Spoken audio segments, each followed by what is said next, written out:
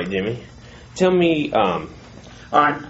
What I do, I start out the first year, I do Friends of Santa's. And it's a group where the kids, kids that have cancer, and they have a camp down at Camp Tonawanda called Camp Maritimes. Well, the first time they called me was 15 years ago to come down and do a barbecue. I gave them a price for doing that barbecue, and I didn't know what Friends of Santa's was all about or anything.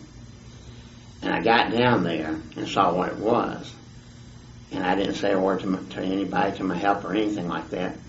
So when it was over with, I wrote them out a bill paid in full, under the condition you invite me back every summer to feed those kids. And we feed close to 250, counting the counselors and everything.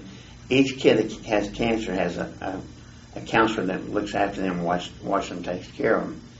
They had 80 kids this year, so you've got 80 counselors, that's 160. Plus you've got the people from Friends of Santa's and all the kitchen help and everything like that. And they look forward to my truck rolling on Saturday evening, because this way here, the kitchen help, they get a break where they don't have to do everything. right. And like I said, my twin brother, he passed away at 24 with cancer, so Means something to you. Those kids are very dear to my heart. Next thing I do is I'll be doing tomorrow their division, the Henderson County Sheriff's Department. Now, I started out several years ago by they have an essay for all the schools. And the essay winner for that school, I'll do either barbecue or hot dog, hamburger supper or whatever for the winner for the whole 5th grade. And so I'll do that tomorrow. And as I go through, and there's several things I do for people that, my most enjoyable things I do are when I do things and nobody knows who does them. Back over 20 years ago, I started a Halloween party for the physically and mentally challenged. And I did it every other year because I paid for everything out of my pocket. Anything I do, I never go around and get donation or anything like that. People would come in the newsstand and say, here's X numbers of dollars, use that, and I hand it back to them. I say, no, everything I do comes out of my pocket. And so because I'd have music, I'd have food, I'd give away prizes off of that Halloween party. And like I said, it was so expensive and I could only do it every other year. Well, one year I was doing it, and one of the kids came up on the platform out in the back of my place of business. And that's where I had it, out there in the back of my place of business back there. And I got part of the city parking lot blocked off and that there. And he came up to me and said, Mr. Freeman, can we do this again next year?